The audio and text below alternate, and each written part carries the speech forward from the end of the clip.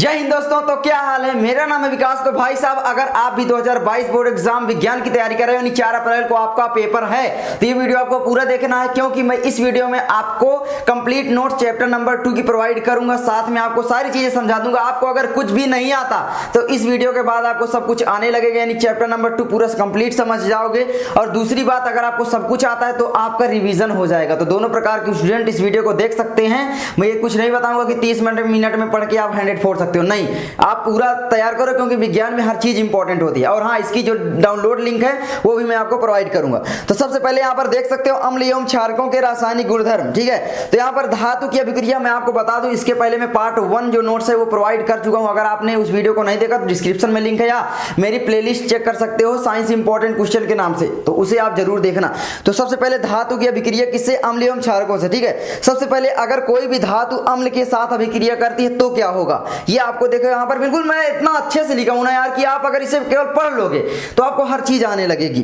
तो देख सकते हो भाई साहब, जब अम्ल एवं धातु की अभिक्रिया होती है तो लवण एवं क्या बनता है? हाइड्रोजन गैस का निर्माण होता है। इसी तरीके से जब धातु की अभिक्रिया क्षारक के साथ होती है तब क्या होता है? क्षारक प्लस धातु, लवण तथा हाइड्रोजन गैस का निर्माण होता है। सिंपल, ठीक है। लेकिन हाँ, ये वाली जो अभिक्रिया, ये वाली आपको मैं बता दूं कि ये थोड़ा मतलब कम ही होती है, ज्यादा नहीं होती। हर तरह के क्षारक के साथ पॉसिबल नहीं है। लेकिन हाँ, ये वाली जो अभिक्रिया यहाँ पर हर एक धातु के साथ कर सकते हैं। कि भाई आप सक्रियता श्रेणी पढ़े होंगे, हाइड्रोजन से ऊपर स्थित जितनी भी धातुएं हैं वो अम्ल से हाइड्रोजन गैस को विस्थापित ही करेंगी। ठीक है, तो ये आपको ध्यान रखना है। सक्रियता श्रेणी पढ़े हो कि नहीं, जो आपकी potassium, sodium, calcium, magnesium, aluminium, zinc, iron, lead, hydrogen, copper, mercury, silver, gold.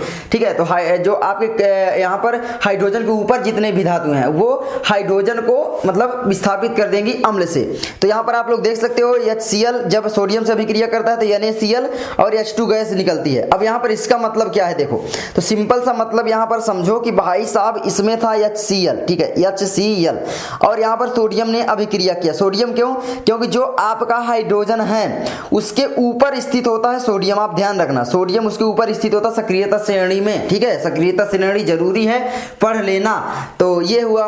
तो भाई साहब इसमें क्या हुआ कि भाई H जो है HCl से Na जो है इससे अभिक्रिया कर लिया, इसको भगा दिया। तो ये हमेशा क्या है? अणु के रूप में पाई जाती है हाइड्रोजन गैस। तो यहाँ पर H2 के रूप में पाई गई। सिंपल, ठीक है।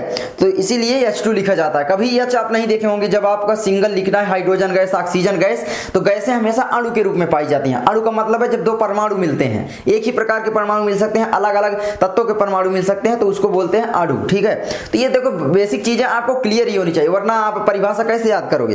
तो सबसे पहले यहाँ पर देखो आप फिर से कि भाई 2HCl जब जिंक से अभिक्रिया करता है तो यहाँ पर जिंक क्लोराइड और H2 बनता है। अब आप बोलोगे भाई यहाँ पर ZnCl2 क्यों हुआ?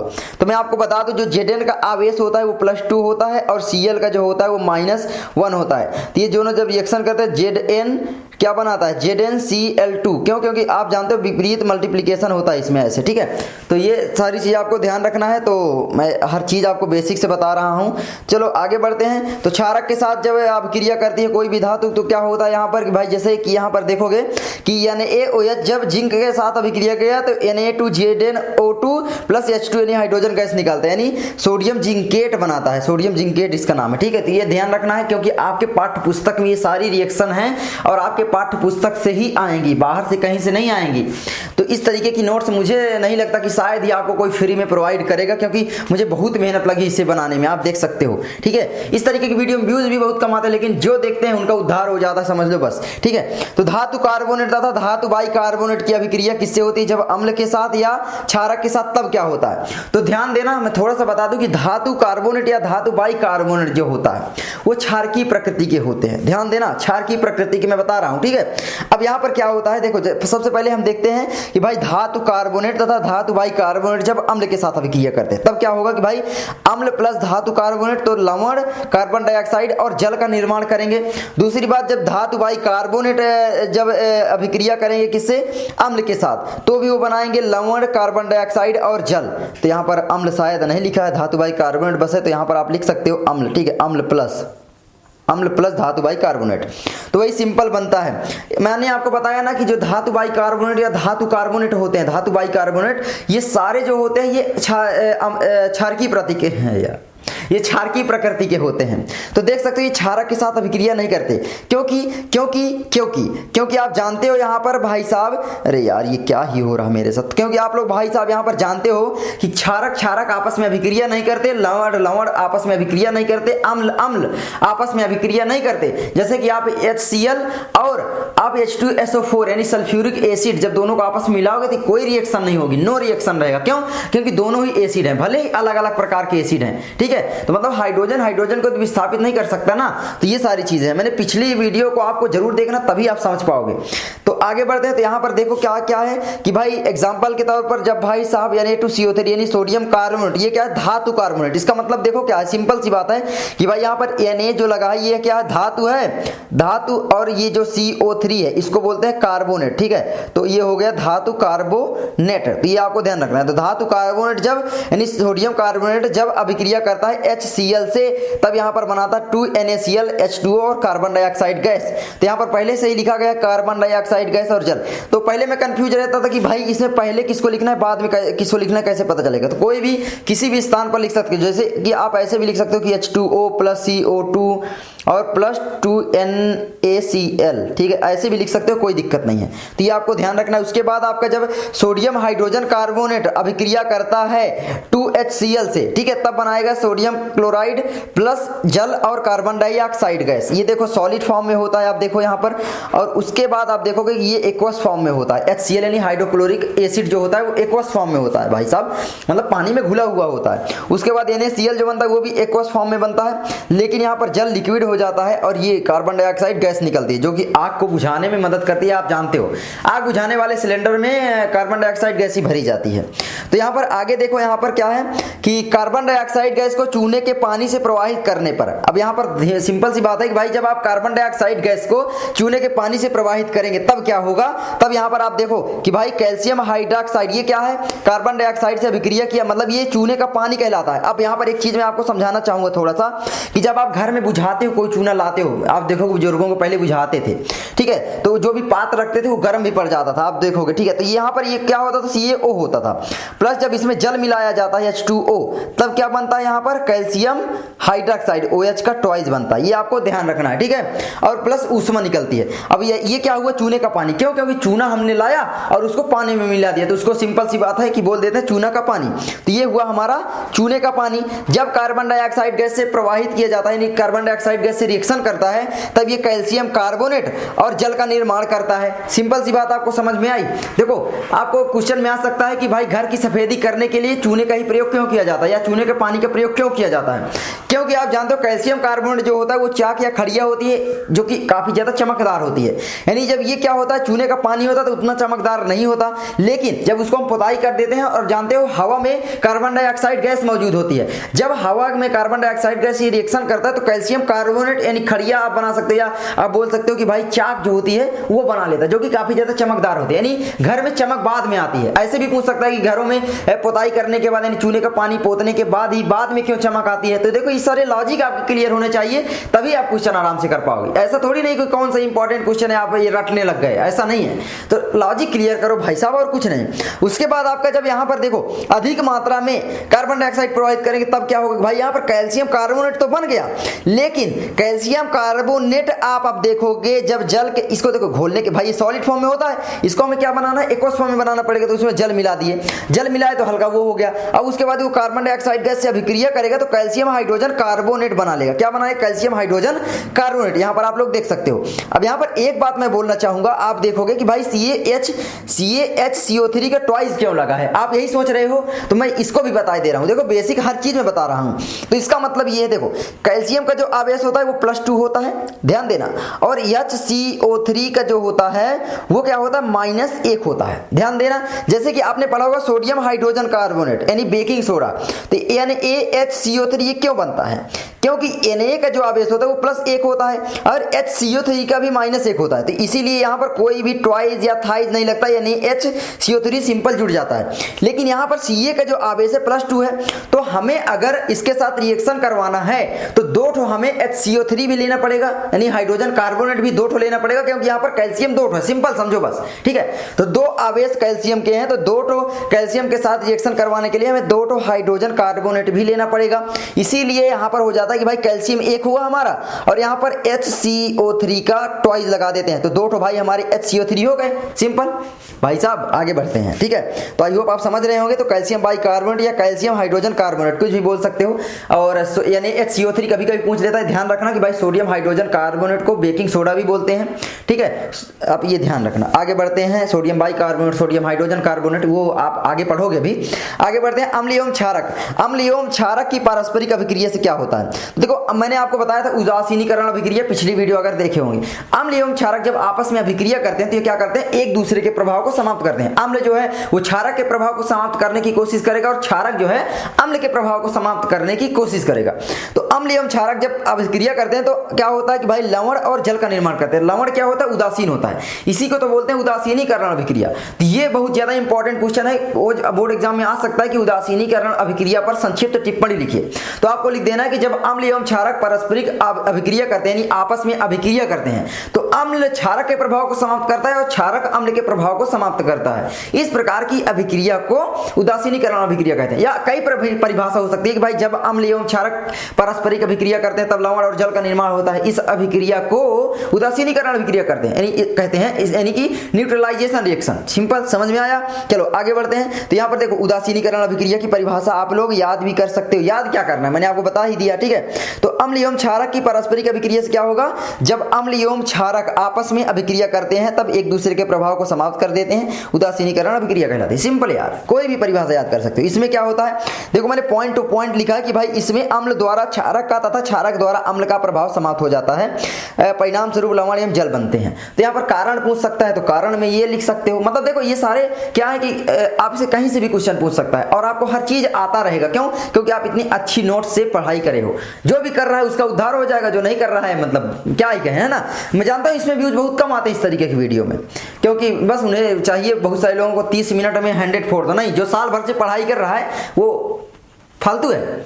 30 मिनट में भाई साहब 100% कोई नहीं फोड़ सकता। हाँ, मेहनत करोगे तो 10 दिन, अभी कितने दिन, 6 से 7 दिन है, तो आप आराम से स्कोर कर लोगे। जो जो चीजें मैं प्रोवाइड कर रहा हूँ, अगर आप अच्छे से थोड़ा टाइम देते हो, पढ़ते हो। आगे बढ़ते हैं, तो यहाँ पर आपको देखना है भाई सोडियम हाइड्रोक्साइड है, ये क्या है आपका, मैं आपको बता दूं ये क्या है। तो ये आप जानते हो क्या है, क्षार है। ठीक है, तो यहाँ पर ध्यान रखना, क्षार प्लस ये HCl क्या है, अम्ल है। अम्ल अभिक्रिया किया तब यहाँ पर क्या बनाया, NaCl। ये क्या है, NaCl का मतलब लवण इसको बोलते हैं, प्लस H2O यानी जल बनाया। देखो सिंपल। अब यहाँ पर आप बोलोगे भाई ये रिएक्शन कैसे करवाई जाती है, तो इसके लिए आपको सक्रियता श्रेणी भी याद करनी पड़ेगी।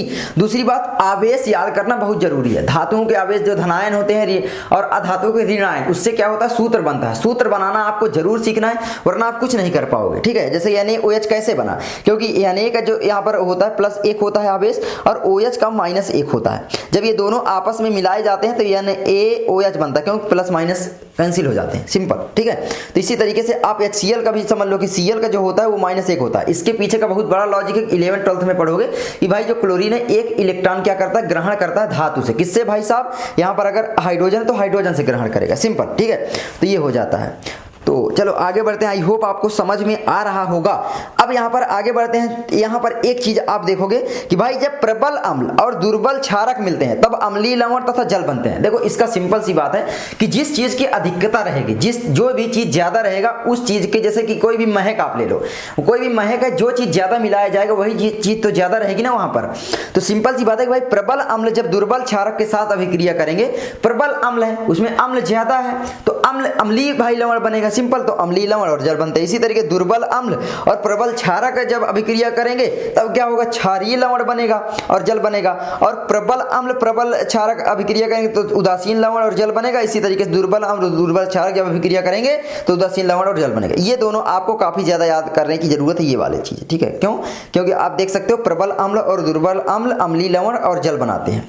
तो इसकी जो डाउनलोड लिंक डिस्क्रिप्शन में आपको मिल जाएगी, जाकर डाउनलोड कर लेना और आराम से पढ़ाई करना। कुछ देर बाद हो सकता है मिले, आप वीडियो देख चुके हो ना मिली हो लिंक, तो बाद में आकर देखना तो मिल जाएगी। क्यों? क्योंकि मैं भूल जाता हूँ कभी कभी, फिर बाद में जब कमेंट करते हो आप लोग तब डालता हूँ, क्योंकि यार इतना सारा बोझ रहता है ना। तो आगे बढ़ते हैं, अम्लों के साथ धात्विक ऑक्साइडों की अभिक्रिया। अब यहाँ पर एक बात ध्यान रखना, थोड़ा सा मैं आपको बताना चाहूंगा। जो धात्विक ऑक्साइड होते हैं वो अम्लीय प्रकृति की होती हैं और जो यहाँ पर आपकी अधात्विक ऑक्साइड होते हैं, अधात्विक मतलब जिसमें से अधातु जुड़ा हुआ है, लाइक आप आपका carbon dioxide gas. CO2 oxide का मतलब है जिसमें ऑक्सीजन जुड़ा हो और जो अधातु हो, तो CO2 क्या हुआ, अधात्विक ऑक्साइड हुई, ठीक है। NO2 वो भी अधात्विक ऑक्साइड हुई, ठीक है। SO2 सल्फर डाइऑक्साइड वो भी अधात्विक ऑक्साइड हुई। तो यहाँ पर जो अधात्विक ऑक्साइड होती हैं वो क्या होती हैं, अम्लीय प्रकृति की होती हैं, और जो यहाँ पर धात्विक ऑक्साइड होते हैं वो क्षारकीय प्रकृति के होते हैं, नहीं वो क्षारक में गिनती उनकी होती है, सिंपल, ठीक है। जैसे कि Na2O आप लिख लो या CaO आपका है, ये क्षारकीय प्रकृति की होती हैं। K2O हो गया, ठीक है, बहुत सारी है, ZnO हो गया। तो आगे यहाँ पर एक उभयधर्मी भी होता है, आगे बढ़ाऊंगा, ठीक है। तो यहाँ पर देखो क्या होता है, अम्लों के साथ धात्विक ऑक्साइड जब अभिक्रिया करेगा तब क्या होगा, तो धात्विक ऑक्साइड क्षारकीय प्रकृति के होते हैं, मैंने आपको बताया। अतः उदासीनीकरण अभिक्रिया के समान अभिक्रिया होगी, सिंपल भाई। क्षारक और जब आपका अम्ल अभिक्रिया करते हैं तो क्या होता है, लवण और जल बनता है। तो सिंपल है भाई, अम्ल की अभिक्रिया और क्षारक की अभिक्रिया होगी, क्यों, क्योंकि धात्विक ऑक्साइड क्षारक ही होते हैं, सिंपल। तो यहाँ पर देखो धात्विक ऑक्साइड बराबर क्षारकी, तो यहाँ पर क्या होगा, अम्ल और धात्विक ऑक्साइड, इसका मतलब लवण और जल बनेगा, यानी ये भी उदासीनीकरण अभिक्रिया हुई। या अम्ल और क्षारक अभिक्रिया करते हैं, लवण और जल बनता है। मैं बार बार इसीलिए दोहरा रहा हूं ताकि आपको हर बार दिमाग में क्लिक करे। तो यहाँ पर ये लिखा गया है पिछला वाला टॉपिक, ताकि आपके दिमाग में क्लिक करे कि हाँ वही चीज है।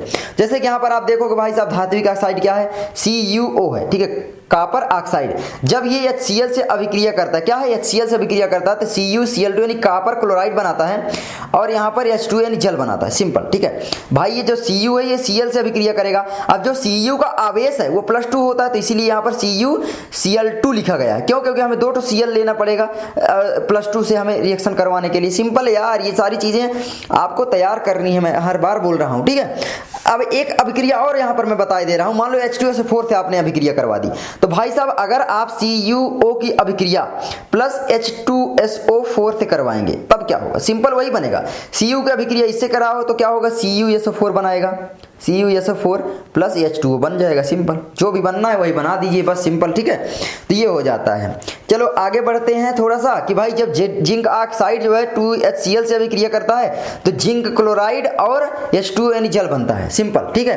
तो ये हो गया कि भाई धात्विक ऑक्साइड की प्रकृति क्षारकीय होती है, यानी क्षारीय बोल सकते होती है, क्योंकि अम्ल से अभिक्रिया करके लवण एवं जल बनाते हैं। अगर आपसे पूछ ले कि भाई धात्विक ऑक्साइडों की प्रकृति क्षारकीय क्यों होती है, या आपको बोल देगी कि आप कैसे पता करेंगे कि धात्विक ऑक्साइडों की प्रकृति क्षारकीय होती है, तो आपको लिखना है कि भाई हमें अम्लों से अभिक्रिया कराना पड़ेगा, अम्ल एवं क्षारक से। अगर अम्ल से अभिक्रिया संपूर्ण हो जाती है तो हम समझ जाएंगे कि भाई धात्विक ऑक्साइड की प्रकृति क्षारकीय होती है, सिंपल। तो ये हो गया। जैसे यहाँ पर एक अभिक्रिया और भी है कि भाई मैग्नीशियम ऑक्साइड जब अभिक्रिया करता है 2HCl से, यानी बस वही हाइड्रोक्लोरिक एसिड से, तो यहाँ पर MgCl2 और H2O बनता है। अब आप बोलोगे भाई ये MgCl2 कैसे बना, तो मैं आपको यहाँ पर थोड़ा सा मिटा के फिर से बता दूँ। तो Mg का जो आवेश होता है वो क्या होता है, Mg+2 होता है, और जो Cl का होता है वो -1 होता है, ध्यान रखना, और जो H का होता है वो +1 होता है, और O का -2 होता है। तो अब ध्यान रखना, Mg जब Cl से जुड़ेगा तो हमें 2 Cl लेना पड़ेगा, यानी MgCl2 हुआ, और जब H को हमें 2 ऑक्सीजन से जोड़ना पड़ेगा तो हमें 2 हाइड्रोजन लेना पड़ेगा, तो H2O 2 हाइड्रोजन लिए, सिंपल, ठीक है। आई होप आप समझ गए होंगे। तो चलो अब आगे बढ़ते हैं। वैसे आप अम्ल की जगह जैसे HCl है, हाइड्रोक्लोरिक अम्ल की जगह आप ले सकते हैं H2SO4, सल्फ्यूरिक एसिड भी ले सकते हैं भाई इसकी जगह, केवल अगर H2SO4 कर देंगे या MgO तो ये रिएक्शन क्या होगी, आप मुझे कमेंट करो, ठीक है, कमेंट करो। जैसे कि आप नाइट्रिक अम्ल भी ले सकते हैं कि भाई MgO प्लस नाइट्रिक अम्ल, क्या नाइट्रिक अम्ल की जो सूत्र होता है वो मुझे कमेंट करो, ठीक है। नाइट्रिक अम्ल आता है, ये ना सोचो कि नहीं आता भैया को, ठीक है, कमेंट करो ताकि आपको याद रहे। तो अब आगे देखो, अधात्विक ऑक्साइडों की क्षारक के साथ अभिक्रिया। अधात्विक ऑक्साइडों की प्रकृति अम्लीय होती है, ये प्रायः अम्ल की तरह व्यवहार करते हैं। यहाँ पर धात्विक क्या, ऑक्साइड प्लस क्षारक, भाई यहाँ पर धात्विक ऑक्साइड लिखा गया है, आप बना लेना, ठीक है। अधात्विक ऑक्साइड प्लस क्षारक, तो यहाँ पर बनेगा लवण और जल, ठीक है। तो ये आपको ध्यान रखना है, क्यों, क्योंकि अधात्विक जो ऑक्साइड होती है वो क्या होती हैं, अम्लीय प्रकृति की ही होती हैं, और जब वो क्षारक से अभिक्रिया करेंगे तो लवण और जल बनाएंगी। लेकिन हाँ, ये अभिक्रिया ज्यादा नहीं होती, तो यहाँ पर ध्यान रखना, कार्बन डाइऑक्साइड और CaOH का ट्वाइस अभिक्रिया करा देना बस, ठीक है। तो यहाँ पर अम्ल और क्षारक जब अभिक्रिया करते हैं लवण और जल बनता है, बस यही वाला आपको पॉइंट याद करना है, उसके बाद सारी चीजें आप क्लियर कर लोगे। जैसे कि यहाँ पर आप देखोगे अगर, ठीक है, यहाँ पर तो क्या होता है मैं आपको बता दूं, जैसे कि यहाँ पर कार्बन डाइऑक्साइड है, ये क्या है, अम्लीय प्रकृति है। क्यों? क्योंकि ये अधात्विक ऑक्साइड है। जैसे NO2 दे दे या SO2 दे दे तो भी वो अम्लीय प्रकृति की ही होगी। अब यहाँ पर कैल्शियम हाइड्रोक्साइड आप जानते हो ये क्षारक है, एक क्षारकीय प्रकृति का है, ये जो भी यौगिक है। तो ये कैल्शियम कार्बोनेट और जल बनाता है। सिंपल, भी आपने ऊपर ये वाली रिएक्शन पढ़ी भी। इसी तरीके से कार्बन डाइऑक्साइड की अभिक्रिया जब मैग्नीशियम हाइड्रोक्साइड से होती है तो मैग्नीशियम कार्बोनेट और जल बनता है। इसी तरीके से कार्बन डाइऑक्साइड की अभिक्रिया जब जिंक हाइड्रोक्साइड से होती है तो जिंक कार्बोनेट और जल बनता है। बहुत सारी अभिक्रिया आप अपने से लिख सकते हो, जैसे कि आप बस ये वाला आप ध्यान रखना कि भाई ये CO2 ही लेना है प्लस। देखो एक बात आपको कंफ्यूजन में लाती है कि भाई ये क्या ऐसे नहीं लिख सकते कि भाई इधर ZnOH का ट्वाइस प्लस CO2, तो बिल्कुल लिख सकते हो, कोई दिक्कत नहीं है प्लस, बस इधर आपका जो रहे वो सेम रहे। आगे बढ़ते हैं। जलीय विलयन में अम्ल तथा क्षारक की अभिक्रिया क्या होगी? तो जल की उपस्थिति में अम्ल H+ आयन उत्पन्न करते हैं। ये आपने पीछे भी पढ़ा है, पेज नंबर 22 देखें, मैंने यहाँ पर लिख भी दिया है, पेज नंबर 22 देखें, ठीक है। तो आगे बढ़ते हैं, बाकी पेज नंबर 22 वगैरह ये सब तो नहीं होगा, ठीक है। तो देखना क्या है, बस यहीं पर आप देख लो कि भाई जो आपका H+ आयन होता है वो क्या होता है, उसमें अम्लीय प्रकृति दर्शाते हैं। जितना H+ आयन जो भी आपका एसिड है वो ज्यादा देगा उतना ही वो अम्लीय प्रकृति का होगा, जितना कम देगा उतना ही वो क्षारकीय प्रकृति का होता जाएगा, यानी वो OH- आयन उत्पन्न करने लगेगा। तो ये हो जाता है भाई साहब, कोई दिक्कत नहीं, आराम से सीख लोगे। तो आगे बढ़ते हैं, जैसे कि H+ आयन जब जल से अभिक्रिया करता है तो हाइड्रोनियम आयन यानी H3O+ आयन बनाता है। इसी तरीके से HCl है, जब जल से अभिक्रिया के H3O+ आयन और Cl- आयन के रूप में ये टूट जाता है। भाई ये Cl है वो -1 आवेश होता है, H3O+ H3 क्यों बन गया यहाँ पर आप सोचोगे, तो वेरिएबल यहाँ पर जो संयोजकता होती है ऑक्सीजन की। आगे बढ़ते हैं, जलीय विलयन में क्षारक की अभिक्रिया क्या होगी? तो जलीय विलयन में जब आपका क्षारक अभिक्रिया करेगा तो सिंपल है, जल की उपस्थिति में क्षारक OH- आयन उत्पन्न करते हैं। NaOH जब जल की उपस्थिति में अभिक्रिया करता है तो Na+OH- आयन उत्पन्न होगा। KOH K+ और OH- आयन, इनको तोड़ना बहुत आसान होता है, बस आपको आवेश याद रखना है कि भाई जो धात्विक आवेश है वो क्या है। जैसे यहाँ पर धात्विक आवेश Na है, K है, Mg है, तो इनके आवेश आपको याद रखना है। कॉपर का हो गया Cu+2 हो जाता है। आयरन का आपका हो जाता है Fe2+ और Fe4 भी होता है। इस तरह के वेरिएबल संयोजकता भी होती है, फ्रीक्वेंसी बोल रहा हूँ, तो ठीक है। तो ये हो जाता है, तो आप इनको आराम से तोड़ सकते हैं, तोड़ना उतना आसान है बहुत ज़्यादा, ठीक है। तो आप और भी मुझे बताना जल्दी से तोड़ के, मैं आपको कुछ दे देता हूँ। जैसे कि यहाँ पर मुझे तोड़ के तुम बताना, कैल्शियम, ठीक है, कैल्शियम हाइड्रोक्साइड CaOH का ट्वाइस, इसको तोड़ के बताओ यहाँ पर आगे क्या होगा। मुझे अब जिंक हाइड्रोक्साइड को तोड़ के बताओ, OH का ट्वाइस, इनको तोड़ के मुझे बताओ जल्दी, ठीक है। चलो आगे बढ़ते हैं। सब अब यहाँ पर देखो मैंने पॉइंट टू पॉइंट लिखा है, इस तरीके की नोट आपको कोई नहीं देगा नोट्स, मतलब कि क्या है कि पॉइंट टू पॉइंट आप केवल पढ़ लोगे तो आपको समझ में आ जाएगा, हाँ भैया ऐसे ही होता है। जैसे कि देखो यहाँ पर क्या है कि भाई सभी, देखो ये केवल पढ़ने वाली चीजें हैं, सभी क्षारक जल में घुलनशील नहीं होते। ध्यान रखना, सभी जो क्षारक होते हैं वो जल में घुलनशील नहीं होते। इसका मतलब क्या कि जल में सभी क्षारक नहीं घुलते हैं, ठीक है। घुलनशील का मतलब नहीं घुलते हैं सभी क्षारक। और यहाँ पर जल में घुलनशील क्षारक को क्षार कहते हैं। ध्यान रखना, अगर पूछ ले परिभाषा की क्षार किसे कहते हैं तो जल में घुलनशील क्षारक को क्षार कहते हैं, ठीक है। तो और क्षारक की परिभाषा पूछे तब आप बोलोगे कि ऐसे पदार्थ जो स्वाद में कड़वे होते हैं, जो साबुन की तरह कड़वे होते हैं, वही क्षारक होते हैं, ठीक है। लेकिन अगर आपसे क्षार की परिभाषा पूछे तो आप लिखोगे जल में घुलनशील क्षारक को क्षार कहते हैं, यानी ऐसा क्षारक जो जल में घुल जाता है उसी को हम क्षार बोल सकते हैं। सभी क्षारक क्षार होते हैं, यहाँ पर देखो लिखा है सभी क्षारक क्षार होते हैं, परंतु सभी क्षार क्षारक नहीं होते, ठीक है। मतलब सभी जो आपके क्षारक हैं वो क्षार तो हो सकते हैं लेकिन सभी क्षार क्षारक नहीं हो सकते। अब ऐसा क्यों? क्योंकि जो जल में घुलनशील है वही क्षारक क्षार कहलाएगा। तो आगे बढ़ते हैं, जल के साथ अम्लों को मिलाते समय या क्षारक को मिलाते समय अत्यंत सावधानी रखनी चाहिए। सावधानी क्या रखनी चाहिए? हमें अम्ल या क्षारक को ही जल में मिलाना चाहिए और लगातार पात्र को हिलाते रहना चाहिए। पात्र का मतलब है जो भी आप गिलास लिए हो, जो भी आप बर्तन लिए हो, उसी को बोलते हैं पात्र। तो पात्र में बहुत सारे लोग कंफ्यूज रहते हैं, तो मैंने आपका डाउट क्लियर किया, क्योंकि यह प्रक्रिया अत्यंत ऊष्मक्षेपी होती है। सिंपल सी बात है कि भाई जब अम्ल एवं क्षारक को जल में मिलाते हो तो उसमें क्या होता है, ऊष्मीय प्रकृति की अभिक्रिया होती है, यानी ऊष्मक्षेपी हो सकती है भाई, उसमें आग भड़क सकती है। तो इसीलिए क्या होता है कि हमेशा जो मिलाना चाहिए जल में जो है जल में जल भाई ज्यादा रहेगा, अम्ल थोड़ा थोड़ा मिलाओगे तो ज्यादा मतलब नहीं उसमें उत्पन्न हो पाएगी। लेकिन अगर आप जल को ही अम्ल में मिलाने लग गए तो अम्ल तो पहले से आग है ना, अब आप उसमें थोड़ा सा जल मिलाए तो बहुत जल्दी भड़क उठेगी। तो इसीलिए बोलते हैं कि हमेशा जो ध्यान रखना है वो क्या है कि हमेशा अम्ल या क्षारक को ही जल में मिलाना चाहिए और लगातार पात्र को हिलाते रहना चाहिए, क्योंकि यह प्रक्रिया अत्यंत उसमें छिपी होती है।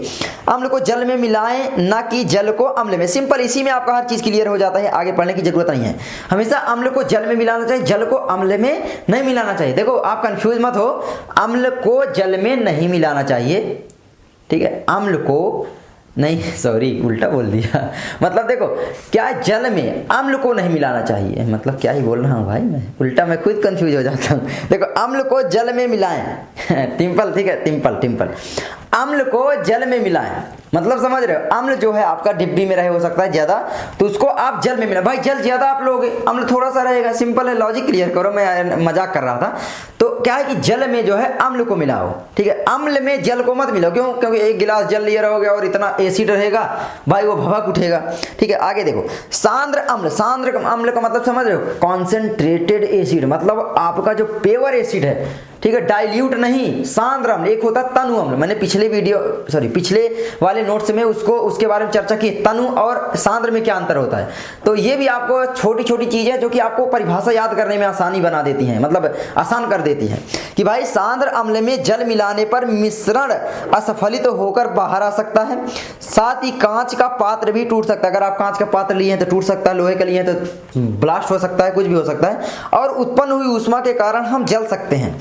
तो सिंपल है, आपसे क्वेश्चन पूछ सकता है कि हमेशा जो है अम्ल को ही जल में क्यों मिलाना चाहिए, ना कि जल को अम्ल में मिलाना चाहिए। आपसे कारण पूछ लेगा, 2 नंबर 3 नंबर 4 नंबर में दे देगा। तो देखो ये सारे क्या है कि आप पढ़े रहोगे तो आराम से आपका दिमाग में बैठा रहेगा बस, ठीक है। आगे देखो, अम्ल एवं क्षारक में अंतर पूछ सकता है कि अम्ल एवं क्षारक में क्या क्या अंतर है। तो देखो सिंपल है कि भाई अम्ल जल में घुलने पर H+ आयन उत्पन्न करते हैं, सिंपल, और ये जल में घुलने पर OH- आयन उत्पन्न करते हैं। मैंने पीछे बताया, हर समय बता रहा हूँ कि भाई जो क्षारक होते हैं वो OH- आयन उत्पन्न करते हैं और जो आपके अम्ल होते हैं वो H+ आयन उत्पन्न करते हैं। जितनी मात्रा में ज्यादा H+ आयन उत्पन्न करेंगे वो उतना ही अम्लीय होगा, जितनी मात्रा में ज्यादा OH- उत्पन्न करेंगे आयन उतना ही उसमें H+ आयन कम होगा, इसका मतलब वो ज्यादा क्षारकीय होगा, सिंपल। तो उसके बाद क्या होता है, इसका स्वाद जो है खट्टा होता है, इसका स्वाद कड़वा होता है। ये नीले लिटमस को लाल कर देते हैं, ये नीले लिटमस को नीला कर देते हैं, सिंपल, ठीक है। ये लाल को नीला कर देते हैं, नीले को नीला करेंगे है मतलब, तो ये लाल लिटमस को नीला कर देते हैं, ठीक है, ध्यान रखना। जैसे कि एग्जांपल पर नींबू, इमली, दही, विनेगर मतलब जिसको सिरका बोलते हैं भाई, इसका सूत्र CH3COOH आपका होता है एसिटिक अम्ल। आप कार्बन एवं उसके यौगिक वाले चैप्टर में पढ़े होंगे, अगर आपने अभी तक पढ़ा कुछ भी, अगर कुछ भी नहीं पढ़ा तो अभी मैं नोट्स प्रोवाइड करूंगा आगे चल के। तो साबुन, baking soda, milk of magnesia ये क्या है, एंटासिड का एक संगठक है, ये भी आपको याद रखना है। क्या है, मिल्क ऑफ मैग्नीशिया जो है ये क्या है, एंटासिड का सीड का संघटक का मतलब क्या है कि भाई इसमें क्या है कि भाई ये क्षार की प्रकृति का होता है। हमारे उदर में जब क्या है अम्ल आता है ज्यादा तो हमें जलन होती है, तो हम मैग्नीशियम हाइड्रोक्साइड थोड़ा बहुत खा लेंगे तो वो पटा जाता है, समझ रहे हो। मतलब ये क्या है, क्षार की प्रकृति का होता है, मतलब एंटासिड का संघटक नहीं। तो ये आपको ध्यान रखना। बेकिंग सोडा का सूत्र क्या होता है मुझे कमेंट करो। चलो आगे बढ़ते हैं। आगे आप कहें रटे नहीं केवल पढ़ें, अपनी भाषा में परिभाषा बनाने की कोशिश करें, मैंने लिख भी दिया है, ठीक है। तो ये आपको ध्यान रखना है भाई साहब। अब देखो अम्ल एवं क्षार के विलयन की प्रबलता एवं दुर्बलता कैसे आप जांच करोगे कि भाई अम्ल एवं क्षार जो है, कैसे पता चलेगा कि कौन सा प्रबल है कौन सा क्षारक है। भाई टेस्ट करके तो पता नहीं कर सकते ना, तब तक में पता लगा कि जीभ ही जल गई हमारी, तो क्या करोगे फिर, क्या करोगे ऐसे साइंस पढ़ के, जब आप खुद स्वाद ही नहीं ले पाओगे, आपकी जीभ ही जल गई, आपकी ऊँट ही जल गई, आपका चेहरा ही खराब हो गया। तो इसीलिए आपको सावधानी बरतनी चाहिए कि भाई कभी टेस्ट नहीं करना चाहिए, ना अम्ल को ना क्षारक को, भाई किसी भी चीज को टेस्ट नहीं करना चाहिए, उसमें कुछ भी हो सकता है, वायरस हो सकता है, कुछ भी। तो टेस्ट तुरंत ऐसे ना कर लिया करो, ठीक है, कुछ भी चीज। तो ये आपको ध्यान रखना है। किसी अम्ल की प्रबलता उसके द्वारा उत्पन्न, देखो सिंपल है भाई, कोई भी अम्ल है उसकी प्रबलता कैसे जांच करोगे, उसमें जितना ही H+ आयन उत्पन्न होगा उतना वो ज्यादा अम्लीय होगा, जिसमें जितना OH- आयन उत्पन्न होगा उतना ही वो क्या होगा, क्षारकीय होगा। तो सिंपल है कि भाई आयन तथा क्षारक की प्रबलता उसके द्वारा उत्पन्न OH आयनों की संख्या पर निर्भर करती है। सिंपल, मैंने आपको ये देखो पढ़ लो बस, ठीक है। किसी अम्ल या क्षारक की प्रबलता हम सार्वत्रिक सूचक यानी यूनिवर्सल इंडिकेटर्स द्वारा ज्ञात कर सकते हैं। यूनिवर्सल इंडिकेटर्स का मतलब है भाई सार्वत्रिक सूचक, इसको मानव ने निर्मित किया है। दूसरी बात क्या है कि मानव निर्मित है, लेकिन इसमें आपको ध्यान क्या देना कि भाई सार्वत्रिक सूचक की परिभाषा क्या होती है। यह अनेक सूचकों का मिश्रण होता है। मतलब क्या है कि ये सूचना दे, सूचक मतलब सूचना देने वाला यार, अम्ल एवं क्षारक की सूचना देने वाला। तो ये क्या है कि सूचना देता है हमें क्या, यह H+ आयन तथा OH- आयन की सांद्रता को विभिन्न रंगों से प्रदर्शित करता है, जिससे किसी अम्ल या क्षारक की प्रबलता की जांच की जा सकती है। हाँ, रिकॉर्डिंग बंद हो गई थी क्योंकि मेरा कैमरा 30 मिनट से ज्यादा रिकॉर्ड नहीं कर पाता एक बार में, गर्म बहुत पड़ गया, लेकिन अभी करेंगे, अभी पूरा तो हुआ नहीं, बहुत अभी टाइम लगेगा। तो अब देखो उदाहरण पीएच स्केल, जैसे कि किसी विलयन में उपस्थित H+ आयन सांद्रता ज्ञात करने के लिए एक स्केल विकसित किया गया जिसे पीएच स्केल कहते हैं। परिभाषा पूछ सकता है कि पीएच स्केल क्या है, तो देखो कुछ भी पूछ सकता है भाई साहब, ये साइंस है और हाँ ये यूपी बोर्ड वाले हैं, ठीक है, सीबीएसई नहीं है, नंबर बहुत चुन कर देते हैं। यूपी बोर्ड बदनाम है ना कि भाई नंबर बहुत कम मिलते हैं। आप देखो सीबीएसई में बहुत सारे बच्चे टॉप मार जाते हैं, लेकिन यूपी में एक ही दो, तो ये ध्यान रखना। इसमें O से O नहीं यार, 0 से 14 तक खाने बने होते हैं जो विलयन की प्रकृति सांद्रता बताते हैं। अब यहाँ पर थोड़ा सा ध्यान दोगे तो क्या होता है, ये है आपका पीएच स्केल। इसमें देखो कलर होते हैं, हर कलर मान लो यहाँ पर, अरे यार ये क्या है, यहाँ पर मान लो, ठीक है, मान लो यहाँ पर कलर हो जाते हैं, मान लो यहाँ पर मैं अगर ले लूँ रेड कलर, ठीक है, तो यहाँ पर मान लो रेड भरा होगा, यहाँ पर भरा होगा, यहाँ पर, यहाँ पर, यहाँ पर, यहाँ पर, ठीक है, तो ये रेड कलर होगा। और इधर जो आपका हो जाएगा, यहाँ पर उदासीन होगा, मतलब कोई कलर नहीं होगा ज़्यादा, ठीक, उदासीन रहेगा बिल्कुल न्यूट्रल। लेकिन उधर जब आप जाओगे तो इधर नीला दर्शाने लगेगा।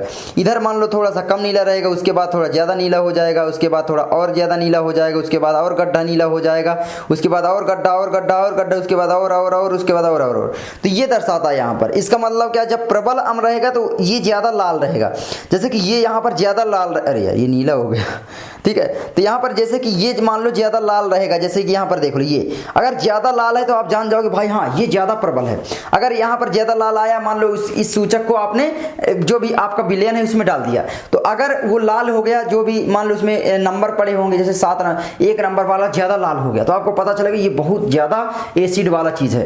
तो ये हो गया, उसके बाद थोड़ा कम, उसके बाद थोड़ा कम। सिंपल कि भाई प्रबल अम्ल इधर जितना आओगे उधर ये इधर क्या होगा, ये प्रबल अम्ल रहेंगे, और इधर जितना जाओगे ये क्या प्रबल क्षारक रहेंगे। सिंपल, ठीक है, और यहाँ पर जो रहेगा वो उदासीन रहेगा। अब देखो यहाँ पर लिखा हुआ है बढ़ती हुई अम्लीय प्रकृति। जब इधर से इधर आओगे तो क्या है, अम्लीय प्रकृति बढ़ेगी। जब इधर से इधर जाओगे तो ये क्या, क्षार की प्रकृति बढ़ेगी। सिंपल, ठीक है, चलो आगे बढ़ते हैं। किसी उदासीन विलयन का पीएच मान 7 होता है। ध्यान रखना, कोई भी उदासीन विलयन है, न्यूट्रल विलयन है, नहीं, लवण का जो पीएच मान है, उदासीन लवण का पीएच मान 7 होगा। अम्लीय लवण का पीएच मान अगर आपसे कभी मान लो बहुविकल्प में आ जाए कि अम्लीय लवण का पीएच मान होता है, तो उसमें हमेशा विकल्प में देगा 7 से कम। ये नहीं देगा कि 5 4 3, 7 से कम, और विकल्प में देगा 7 से अधिक, 8 9 ऐसे देगा, ठीक है। तो 7 से कम आपको टिक लगाना है। और आपसे पूछ ले कि भाई ये क्षारकीय लवण का पीएच मान होता है, तो 7 से अधिक, 7 से 14 के बीच में कुछ भी हो सकता है। तो ये आपको ध्यान रखना है। तो पीएच मान ये आपको ध्यान रखना है कि भाई किसी अम्लीय विलयन का पीएच मान 7 से कम होता है और किसी क्षारकीय विलयन का मान 7 से अधिक होगा। सिंपल भाई, 7 से जब इधर जाओगे तो उसकी क्षार की प्रकृति बढ़ती है, यानी OH- आयन की सांद्रता बढ़ती है। सांद्रता का मतलब है उसकी संख्या बढ़ती है, पावर बढ़ती है। सिंपल समझो ना यार। आगे बढ़ते हैं। आगे आपका आता है उदासीन विलयन का 7, क्षारकीय विलयन का पीएच मान 7 से अधिक, अम्लीय विलयन का 7 से कम। यार ये बार बार वही चीज मैं जानबूझ के रिपीट कर रहा हूँ, तो ये आप पढ़ लो, ठीक है, ये देखो बस वही है। आगे बढ़ते हैं, लवणों का पीएच मान क्या होगा, बस ये आपको मैंने पढ़ा दिया कि भाई प्रबल अम्ल और मैंने आपको अभी बता ना दिया कि भाई प्रबल अम्ल और प्रबल क्षारक जब मिलाएंगे उदासीन लवण, उसका पीएच मान 7 रहेगा। सिंपल भाई, प्रबल अम्ल और दुर्बल क्षारक जब मिलाएंगे तो अम्लीय लवण रहेगा भाई 7 से कम रहेगा। और जब दुर्बल अम्ल और दुर्बल क्षारक मिलाएंगे तो बस वही फिर 7 रहेगा। और जब दुर्बल अम्ल और प्रबल क्षारक मिलाएंगे तो क्षारकीय लवण रहेगा। क्षारकीय लवण का मतलब भाई 7 से अधिक पीएच रहेगा। सिंपल। आगे बढ़ते हैं। उदासीन लवण का पीएच मान 7 होगा, अम्लीय लवण का पीएच मान 7 से कम होगा और क्षारकीय लवण का पीएच मान 7 से अधिक होगा। सिंपल। आगे बढ़ते हैं। तो ये बार बार मैं दोहरा रहा हूँ, खत्म कहानी, टाटा बाय बाय। और हाँ, थोड़ा आपने बहुत कुछ सीख लिया इस चैप्टर के बारे में, और जल्दी हम अगली वीडियो में क्लियर करेंगे कि भाई साहब आपका जो विरंजक चूर्ण है यानी CaOCl2 कैल्शियम ऑक्सीक्लोराइड या कैल्शियम ऑक्सीक्लोराइड हाइपोक्लोराइड कैसे बनाया जा सकता है, या हम बात करेंगे कि भाई बेकिंग सोडा कैसे बनाया सकता है, उसके यूज क्या है। यही वाला पार्ट सबसे ज्यादा इंपॉर्टेंट है एग्जाम में आने के लिए। ठीक है, अगली वाली वीडियो आप लोग जरूर देखना। और हाँ, वीडियो पसंद आई हो तो भाई साहब लाइक कर दो यार। मैं जानता हूँ आप लोग इस तरीके की वीडियो लाइक नहीं करोगे, अभी मैं बोलता अपने फायदे के लिए व्यूज आते हैं तो भाई रोक ले मिलते हैं, ठीक है, रोक ले। तो क्या होता है कि अभी मैं अगर आपसे बोलता कि 10 मिनट में पढ़कर 100% लाओ, तो आप लोग उसमें क्लिक करके ज्यादा और लाइक भी ज्यादा करते, बहुत अच्छा बताया ये है वो, लेकिन ऐसी वीडियो को आप नहीं पसंद करते। ये रियलिटी है इंडिया की। और हाँ, इसीलिए आप लोग खतरे में आपका भविष्य है। भविष्य क्या मतलब, आपके एग्जाम के नंबर हैं, भविष्य तो नहीं कह सकता। क्यों? क्योंकि बहुत सारे बताएंगे आपको कि मतलब 10 मिनट में पढ़ के आप 30% ले लो। मैं कभी ऐसा नहीं बताता। मॉडल पेपर दिखाता हूँ, बोर्ड से चुरा लाया पेपर दिखाता हूँ, लेकिन हाँ, वो चुराए हुए नहीं होते, ईमानदारी से मैं बीच में बोल देता हूँ। तो चलो, मैं मिलता हूँ आपसे अगली वीडियो में। तब तक के लिए भाई साहब ऑल द वेरी बेस्ट, और पढ़ते रहो, मस्त रहो, मुस्कुराते रहो, और अपने विकास भैया के साथ बने रहो। स्टे ट्यून्ड विद विकास। इसका मतलब क्या हुआ, मतलब यार, हैं? जब ये दिखाई ही नहीं देगा लाना तो क्या मतलब हुआ? चलो बाय बाय, जाके फोड़ दो, और 4 अप्रैल को मस्त एग्जाम दे के आना। तो बाय, जाओ फोड़ दो, बाय बाय। गणित में ही फोड़ना है और सामाजिक विज्ञान में। जाओ, बाय।